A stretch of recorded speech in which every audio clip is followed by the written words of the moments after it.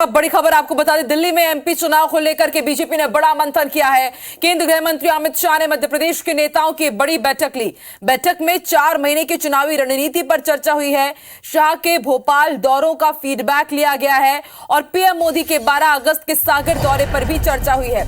विधानसभा चुनाव समितियों पर भी मंथन हुआ और इस बैठक में सीएम शिवराज सिंह चौहान मौजूद रहे। विशेष विमान से वो दिल्ली रवाना हुए थे। केंद्रीय मंत्री नरेंद्र सिंह तोमर और उनके साथ बीजेपी के प्रदेश अध्यक्ष वी डी शर्मा भी मौजूद रहे।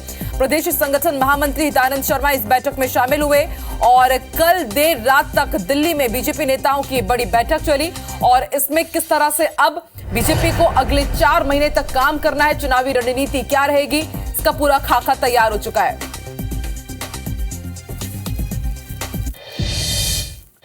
और ज्यादा जानकारी के लिए सीधे रुख कर लेते हैं भोपाल का हमारी सहयोगी हरप्रीत इस वक्त लाइव जुड़ चुकी है। हरप्रीत, कल ये बड़ी बैठक, अचानक फोन कॉल आता है और उसके बाद संगठन के दिग्गज नेता हो या फिर सरकार के सीधे दिल्ली पहुंचते हैं। बड़ी बैठक हुई, बड़ा मंथन हुआ है, लेकिन बड़ी बात यही कि क्या इस मंथन में निकला है अब किस तरह से एमपी बीजेपी काम करेगी।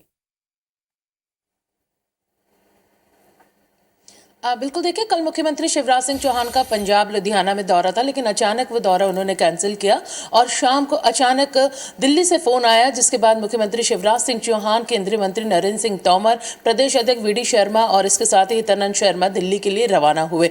मध्य प्रदेश चुनाव की जो कमान जिन पदाधिकारियों को सौंपी गई है, उनके साथ एक बड़ी बैठक केंद्रीय गृह मंत्री ने दिल्ली में की है। शाम 7 बजे से ये बैठक चली और अंदाजा इसी बात से लगाया जा सकता है कि ये एक अहम और बड़ी बैठक थी मध्य प्रदेश चुनाव को लेकर। और इस बैठक ये बैठक है देर रात तक जारी रही।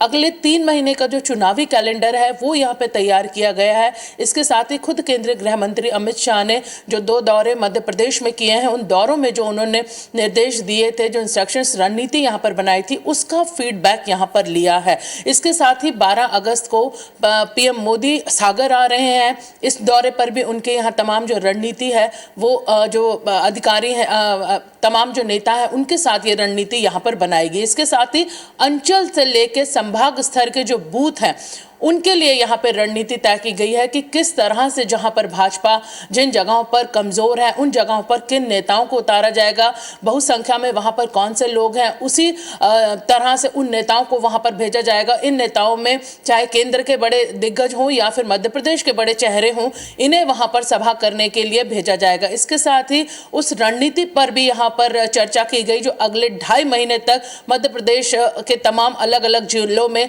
दौरों को लेकर है। तमाम जो रणनीति है, अगर कहा जाए मध्य प्रदेश विधानसभा चुनाव की, उसको लेकर कल गहन जो चर्चा है करीबन 5 से 6 घंटे तक यहाँ पर चली है।